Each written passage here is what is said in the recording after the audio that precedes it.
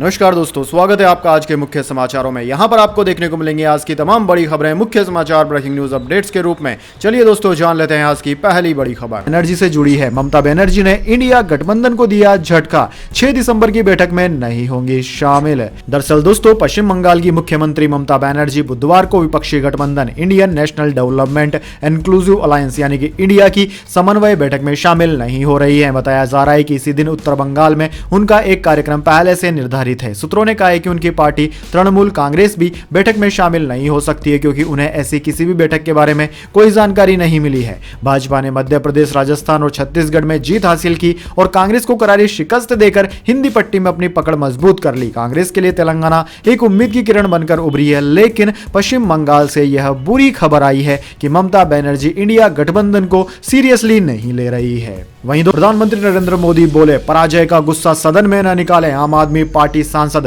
राघव चड्ढा का राज्यसभा से निलंबन हुआ रद्द, अगस्त 2023 से सस्पेंड थे। जी हां दोस्तों, आपने बिल्कुल सही सुना। संसद का शीतकालीन सत्र सोमवार 4 दिसंबर से फिर शुरू हो गया। यह सेशन लगभग 22 दिसंबर तक चलेगा। 19 दिन के दौरान दोनों सदनों में 15 बैठकें होंगी। लोकसभा में प्रधानमंत्री मोदी के पहुंचते ही एनडीए के सांसदों ने उनका जोरदार स्वागत किया। सांसदों ने नारे भी लगाए, बार बार मोदी सरकार, तीसरी बार मोदी सरकार। सत्र शुरू होने से पहले प्रधानमंत्री नरेंद्र मोदी ने विपक्ष से अपील भी की। उन्होंने कहा कि बाहर मिली पराजय का गुस्सा सदन में मत निकालिए, सदन में सकारात्मक चर्चा कीजिए। लोकसभा में कार्यवाही शुरू होते ही विपक्षी सांसदों ने बैनर लहराए। इस पर स्पीकर ओम बिरला ने कहा कि सदन में पंपलेट्स नहीं ला सकते, सदन नियमों के मुताबिक ही चलेगा। वहीं दोस्तों, अगली खबर मिजोरम से आ रही है। ये बांदा जेल में पिता की जान को खतरा, बाहुबली मुख्तार अंसारी के बेटे ने सुप्रीम कोर्ट में दी जेल ट्रांसफर की अर्जी। जी हां दोस्तों, गैंगस्टर नेता मुख्तार अंसारी के बेटे उमर अंसारी ने सुप्रीम कोर्ट में एक याचिका दाखिल की है जिसमें अपने पिता को उत्तर प्रदेश की बांदा जेल से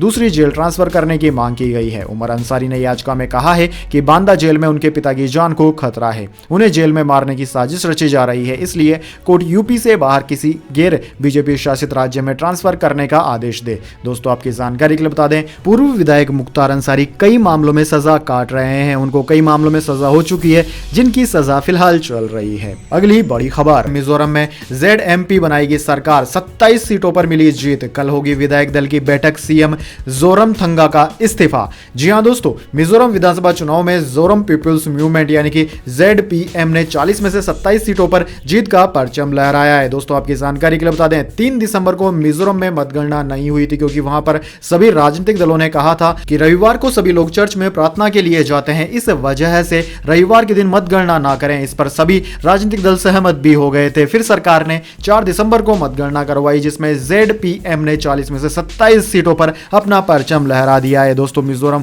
चुनाव के सोमवार यानी कि 4 दिसंबर को आए नतीजों में ZPM को स्पष्ट बहुमत मिल गया। अब पार्टी राज्य में सरकार बनाने का दावा पेश करेगी। इससे पहले विधायक दल और सीनियर नेताओं के साथ बातचीत करने के लिए मंगलवार को अहम बैठक भी बुलाई गई थी। मीटिंग में आगे की रणनीति पर बात की गई। वहीं दोस्तों, अगली बड़ी खबर निकल कर आ रही, ऑल टाइम हाई पर शेयर बाजार, सेंसेक्स 1384 अंक चढ़कर 68,865 के स्तर पर बंद हुआ। निफ्टी भी 416 अंकों की तेजी के साथ बंद। जी हां दोस्तों, शेयर बाजार सोमवार 4 दिसंबर को नए रिकॉर्ड स्तर पर पहुंच गया। सेंसेक्स ने 68,918.22 का ऑल टाइम हाई बनाया, तो वहीं निफ्टी ने भी 20,702.65 का हाई बनाया। इससे पहले दोस्तों, सेंसेक्स का ऑल टाइम हाई 67,927 था जो 15 दिसंबर को बना था। वहीं निफ्टी का ऑल टाइम हाई 20,272.75 था जो उसने शुक्रवार 1 दिसंबर के कारोबार में बनाया था। दोस्तों, सेंसेक्स 1384 पॉइंट यानी कि 2.05% बढ़कर 68,865 के स्तर पर बंद हुआ। निफ्टी में 2.06% की तेजी रही, जबकि बैंक निफ्टी में 3% से ज्यादा की तेजी देखने को मिली। दोस्तों, आज निफ्टी 50 के टॉप गेनर और टॉप लूजर स्टॉक्स की बात की जाए तो आज टॉप गेनर्स में आइसर मोटर्स, अडानी एंटरप्राइजेज और अडानी पोर्ट्स रहे, जबकि निफ्टी 50 के टॉप लूजर्स में HCL लाइफ, ब्रिटानिया और HCL टेक रहे।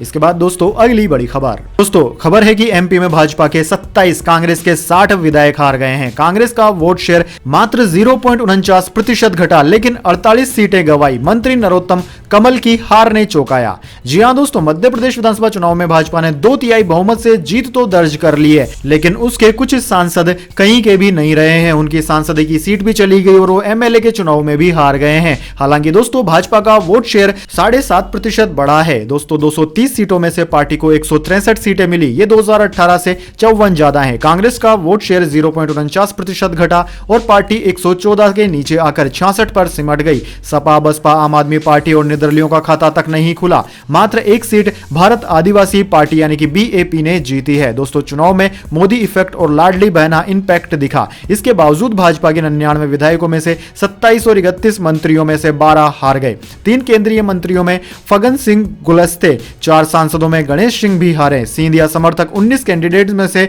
9 नहीं जीत पाए। नरोत्तम मिश्रा, कमल पटेल की शिकस्त ने सबको चौंका दिया। उधर दोस्तों, कांग्रेस ने 85 विधायकों को टिकट दिया था, जिनमें से 60 को हार का सामना करना पड़ा। वहीं दोस्तों, प्रधानमंत्री मोदी की रैलियों से बीजेपी को 76 नई सीटें मिली। लोकसभा चुनाव होते तो बीजेपी के 61 सांसदों में से 16 हार जाते। जी हां दोस्तों, मध्य प्रदेश, राजस्थान और छत्तीसगढ़ में बीजेपी ने 2 बड़े दांव चले थे। मुख्यमंत्री का नाम प्रोजेक्ट करने के बजाय प्रधानमंत्री मोदी के चेहरे पर चुनाव लड़ा और सांसदों को अपने असर वाली सीटों पर जीत हार के लिए जिम्मेदार बनाया। तीनों राज्यों में 4 केंद्रीय मंत्रियों समेत कुल 18 सांसदों को सीधे विधानसभा चुनाव में उतारना इसी रणनीति का हिस्सा भी था। तीनों राज्यों में पीएम मोदी ने 42 जिलों में अपनी रैलियों से करीब 250 विधानसभा सीटें कवर की। यहां उनकी जीत का स्ट्राइक रेट 67% रहा। खास बात दोस्तों यह रही कि इन इलाकों में बीजेपी ने 76 नई सीटें जीती है। इसी तरह अगर ये लोकसभा चुनाव होते तो बीजेपी के 61 सांसदों में से 45 जीत जाते।